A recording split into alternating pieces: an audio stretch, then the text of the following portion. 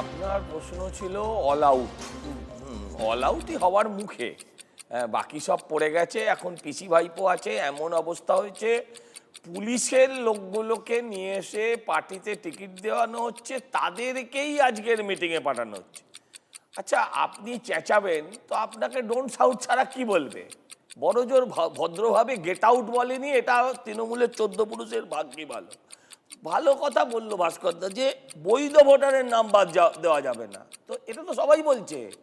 শেষ করছেন না কেন? যে বাংলার মানুষ এটাও বলছে, ভারতবর্ষের মানুষ এটাও বলছে যে একজন অবৈধ ভোটারের নামও ভোটার লিস্টে থাকবে না। মুখ্যমন্ত্রী বলেছেন আজকে যে গলায় দড়ি দিয়ে বিজেপির লোকেদের মরা উচিত।